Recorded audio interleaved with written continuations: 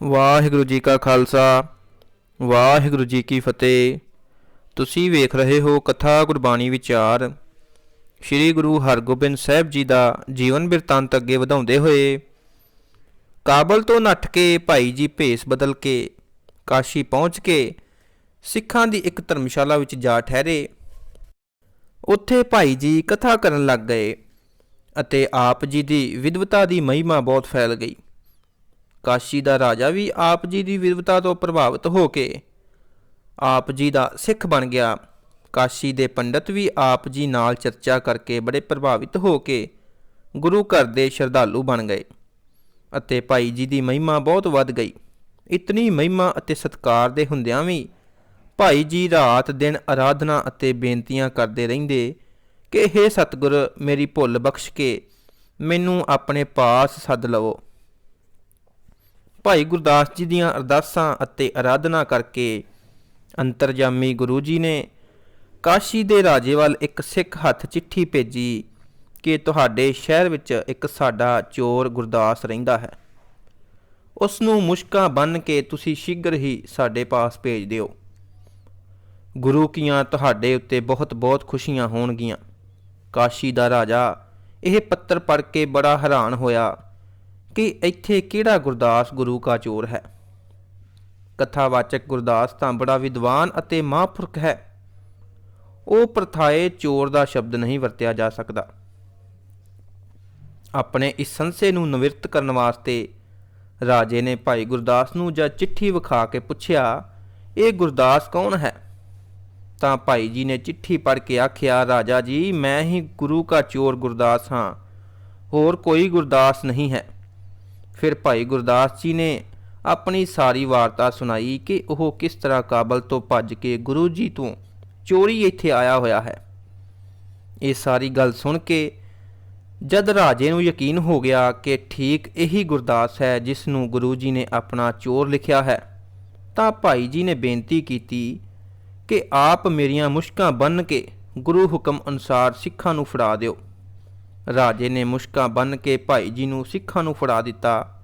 ਸਿੱਖਾਂ ਨੇ ਆਪ ਜੀ ਦੀਆਂ ਮੁਸ਼ਕਾਂ ਉੱਥੇ ਹੀ ਖੋਲ੍ਹ ਦਿੱਤੀਆਂ ਅਤੇ ਅੰਮ੍ਰਿਤਸਰ ਆਣ ਕੇ ਫਿਰ ਮੁਸ਼ਕਾਂ ਬੰਨ੍ਹ ਕੇ ਗੁਰੂ ਜੀ ਦੇ ਹਾਜ਼ਰ ਕਰ ਦਿੱਤਾ।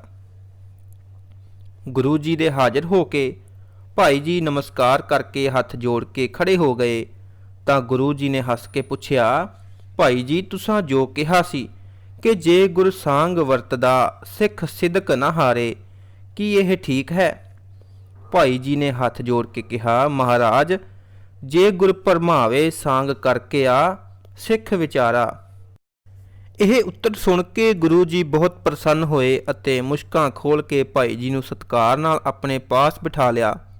ਕਾਸ਼ੀ ਵਿੱਚ ਭਾਈ ਜੀ ਨੇ ਗੁਰੂ ਘਰ ਦੀ ਸਿੱਖੀ ਬਹੁਤ ਫੈਲਾਈ ਸੀ, ਇਸ ਕਰਕੇ ਗੁਰੂ ਜੀ ਬਹੁਤ ਪ੍ਰਸੰਨ ਹੋਏ।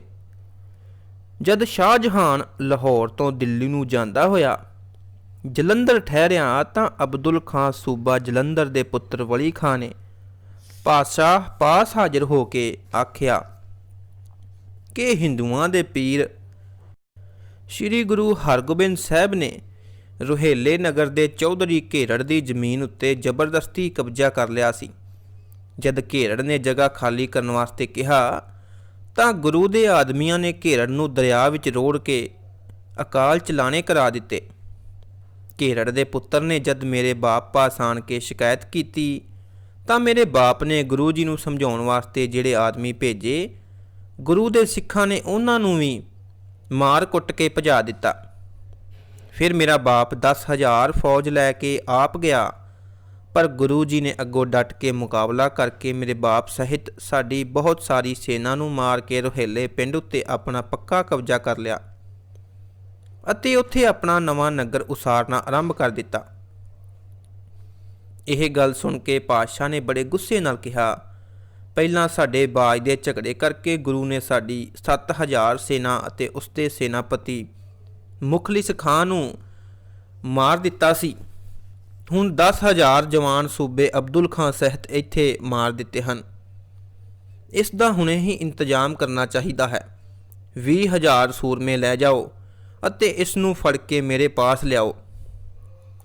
ਪਾਤਸ਼ਾਹ ਦਾ ਇਹ ਹੁਕਮ ਸੁਣ ਕੇ ਵਜ਼ੀਰ ਖਾਂ ਨੇ ਕਿਹਾ ਕਿ ਜਾਂਪਨਾ, ਇਸ ਵਿੱਚ ਗੁਰੂ ਦਾ ਕੋਈ ਦੋਸ਼ ਨਹੀਂ ਹੈ। ਅਸਲ ਗੱਲ ਇਹ ਹੈ ਕਿ ਗੁਰੂ ਜੀ ਬਰਸਾਤ ਦੇ ਦਿਨਾਂ ਵਿੱਚ ਚੁਮਾਸਾ ਕੱਟਣ ਵਾਸਤੇ ਇੱਥੇ ਬਿਆਸਾ ਦੇ ਕਿਨਾਰੇ ਇੱਕ ਉੱਚਾ ਟਿੱਬਾ ਵੇਖ ਕੇ ਠਹਿਰ ਗਏ ਸਨ।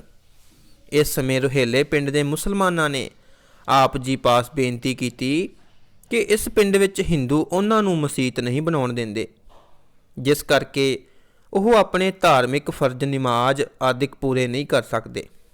ਗੁਰੂ ਜੀ ਕਿਉਂਕਿ ਸਭ ਹਿੰਦੂ ਮੁਸਲਮਾਨਾਂ ਦੇ ਸਾਂਝੇ ਹਨ, ਇਸ ਕਰਕੇ ਉਹਨਾਂ ਨੇ ਮੁਸਲਮਾਨਾਂ ਦੀ ਤਕਲੀਫ ਨੂੰ ਦੂਰ ਕਰਨ ਵਾਸਤੇ ਰੋਹੇਲੇ ਪਿੰਡ ਵਿੱਚ ਇੱਕ ਮਸੀਤ ਬਣਵਾ ਦਿੱਤੀ। ਮਸੀਤ ਦੇ ਬਣਵਾਏ ਜਾਣ ਕਰਕੇ ਪਿੰਡ ਦੇ ਚੌਧਰੀ ਘੇਰੜ ਨੇ ਗੁਰੂ ਜੀ ਨੂੰ ਆਣ ਕੇ ਬਹੁਤ ਬੁਰਾ ਭਲਾ ਕਿਹਾ। ਸਿੱਖਾਂ ਨੇ ਘੇਰੜ ਨੂੰ ਬਹੁਤ ਸਮਝਾਇਆ ਕਿ ਉਹ ਗੁਰੂ ਜੀ ਨੂੰ ਕੋਈ ਮਾੜਾ ਸ਼ਬਦ ਨਾ ਬੋਲੇ, ਪਰ ਜਦ ਘੇਰੜ ਆਪਣੀ ਗੱਲ ਤੋਂ ਨਾ ਹਟਿਆ ਤਾਂ ਸਿੱਖਾਂ ਨੇ ਉਸ ਨੂੰ ਮਾਰਿਆ ਤੇ ਉਹ ਇਸ ਮਾਰ ਨਾਲ ਹੀ ਮਰ ਗਿਆ। ਇਸ ਵਾਰਤਾ ਉਪਰੰਤ ਘੇਰੜ ਦਾ ਪੁੱਤਰ ਚੰਦੂ ਦੇ ਪੁੱਤਰ ਨੂੰ ਨਾਲ ਲੈ ਕੇ ਅਬਦੁਲ ਖਾਂ ਪਾਸ ਫਰਿਆਦੀ ਹੋਇਆ। ਇਹਨਾਂ ਦੋਹਾਂ ਦੇ ਜ਼ੋਰ ਦੇਣ ਕਰਕੇ ਸੂਬਾ ਬਿਨਾਂ ਸੋਚੇ ਸਮਝੇ ਹੀ ਫੌਜ ਲੈ ਕੇ ਗੁਰੂ ਜੀ ਉੱਤੇ ਜਾ ਪਿਆ। ਆਪਣਾ ਬਚਾਓ ਕਰਨ ਵਾਸਤੇ ਗੁਰੂ ਜੀ ਨੂੰ ਵੀ ਮੁਕਾਬਲਾ ਕਰਨਾ ਪਿਆ। ਇਸ ਆਮੋ ਸਾਹਮਣੇ ਮੁਕਾਬਲੇ ਵਿੱਚ ਸੂਬਾ ਅਤੇ ਉਸ ਦਾ ਪੁੱਤਰ 10,000 ਸੈਨਾ ਸਹਿਤ ਮਾਰਿਆ ਗਿਆ। ਹੁਣ ਜੇਕਰ ਆਪ ਉਹ ਮਸੀਤ ਜਿਹੜੀ ਗੁਰੂ ਜੀ ਨੇ ਮੁਸਲਮਾਨਾਂ ਵਾਸਤੇ ਬਣਵਾਈ ਸੀ ਢਾਉਣਾ ਚਾਹੁੰਦੇ ਹੋ ਤਾਂ ਗੁਰੂ ਉੱਤੇ ਚੜ੍ਹਾਈ ਕਰਾ ਦਿਓ, ਇਹ ਤੁਹਾਡੀ ਮਰਜ਼ੀ ਹੈ। ਖਾਂ ਦੀ ਇਹ ਗੱਲ ਸੁਣ ਕੇ ਪਾਤਸ਼ਾਹ ਦਾ ਗੁੱਸਾ ਠੰਡਾ ਹੋ ਗਿਆ ਅਤੇ ਉਸਨੇ ਵਲੀ ਖਾਂ ਨੂੰ ਆਖਿਆ ਕਿ ਗੁਰੂ ਨੇ ਖੁਦਾ ਦਾ ਘਰ ਯਾਨੀ ਕਿ ਮਸੀਤ ਬਣਵਾਈ ਸੀ, ਜਿਸ ਨੂੰ ਢਾਉਣ ਵਾਸਤੇ ਤੇਰਾ ਬਾਪ ਤੁਰ ਪਿਆ ਸੀ। ਇਹ ਤੁਹਾਡਾ ਝਗੜਾ ਗੁਰੂ ਜੀ ਨਾਲ ਵਾਧੂ ਸੀ, ਤੁਸਾਂ ਬੇਅਰਥ ਹੀ ਇਤਨੀ ਫੌਜ ਮਰਵਾ ਦਿੱਤੀ। ਪਾਤਸ਼ਾਹ ਦਾ ਇਹ ਉੱਤਰ ਸੁਣ ਕੇ ਵਲੀ ਖਾਂ ਚੁੱਪ ਕਰਕੇ ਕਚਹਿਰੀ ਵਿੱਚੋਂ ਨਿਕਲ ਗਿਆ। ਕੁਝ ਸਮੇਂ ਉਪਰੰਤ ਗੁਰੂ ਜੀ ਆਪਣੇ ਪਰਿਵਾਰ ਸਹਿਤ ਕੁਝ ਸੈਨਿਕ ਨਾਲ ਲੈ ਕੇ ਪਹਾੜਾਂ ਦੀ ਸੈਰ ਕਰਨ ਅਤੇ ਸ਼ਿਕਾਰ ਖੇਡਣ ਵਾਸਤੇ ਚਲੇ ਗਏ। ਬਾਬਾ ਸ਼੍ਰੀ ਚੰਦ ਜੀ ਵੀ ਉੱਧਰ ਨਿਵਾਸ ਰੱਖਦੇ ਸਨ।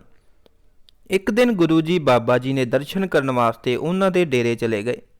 ਬਾਬਾ ਜੀ ਨੇ ਪੁੱਛਿਆ, ਆਪ ਜੀ ਦੇ ਕਿਤਨੇ ਪੁੱਤਰ ਹਨ? ਗੁਰੂ ਜੀ ਨੇ ਕਿਹਾ, 4 ਸਾਡੇ ਪਾਸ ਹਾਜ਼ਰ ਹਨ ਅਤੇ 5ਵੇਂ ਅਟਲ ਰਾਏ ਜੀ ਪਰਲੋਕ ਗਮਨ ਕਰ ਗਏ ਹਨ। ਬਾਬਾ ਜੀ ਨੇ ਕਿਹਾ, ਇਹਨਾਂ ਵਿੱਚੋਂ ਇੱਕ ਆਪਣਾ ਪੁੱਤਰ ਸਾਨੂੰ ਦੇ ਦਿਓ। ਗੁਰੂ ਜੀ ਪਾਸ ਉਸ ਸਮੇਂ ਗੁਰਦਿੱਤਾ ਜੀ ਬੈਠੇ ਸਨ। ਆਪ ਜੀ ਨੇ ਉਸ ਨੂੰ ਹੀ ਬਾਬਾ ਜੀ ਦੇ ਅਰਪਣ ਕਰਕੇ ਚਰਨਾਂ ਤੇ ਪਾ ਦਿੱਤਾ ਅਤੇ ਕਿਹਾ, ਅੱਜ ਤੋਂ ਇਹ ਤੁਹਾਡਾ ਹੈ। ਬਾਬਾ ਸ਼੍ਰੀ ਚੰਦ ਜੀ ਨੇ ਕਿਹਾ, ਆਪ ਧੰਨ ਹੋ, ਜਿਨ੍ਹਾਂ ਵਿੱਚ ਇਤਨੀ ਨਿਮਰਤਾ ਹੈ। ਇਸ ਨਿਮਰਤਾ ਕਰਕੇ ਹੀ ਤੁਸਾਂ ਸਾਡੇ ਘਰ ਤੋਂ ਸਭ ਕੁਝ ਪਹਿਲਾਂ ਲਿਆ ਹੋਇਆ ਹੈ। ਹੁਣ ਸਾਡੇ ਪਾਸ ਕੇਵਲ ਇੱਕ ਟੋਪੀ ਉਦਾਸੀ ਦਾ ਚਿੰਨ੍ਹ ਉਹੀ ਬਾਕੀ ਸੀ, ਉਹ ਵੀ ਤੁਸੀਂ ਲੈ ਲਵੋ। ਇਹ ਬਚਨ ਕਰਕੇ ਬਾਬਾ ਜੀ ਨੇ ਆਪਣੇ ਸਿਰ ਤੋਂ ਟੋਪੀ ਲਾਹ ਕੇ ਸ੍ਰੀ ਗੁਰਦਿੱਤਾ ਜੀ ਦੇ ਸਿਰ ਉੱਤੇ ਰੱਖ ਦਿੱਤੀ ਅਤੇ ਆਪਣੀ ਗੱਦੀ ਦਾ ਵਾਰਸ ਬਣਾ ਦਿੱਤਾ। ਇਸ ਦਿਨ ਤੋਂ ਹੀ ਸਿੱਖ ਸੰਗਤਾਂ ਸ੍ਰੀ ਗੁਰਦਿੱਤਾ ਜੀ ਨੂੰ ਬਾਬਾ ਗੁਰਦਿੱਤਾ ਜੀ ਆਖਣ ਲੱਗ ਗਈਆਂ। ਉਦਾਸੀ ਪੰਥ ਇਹਨਾਂ ਤੋਂ ਹੀ ਅੱਗੇ ਚੱਲਿਆ ਹੈ।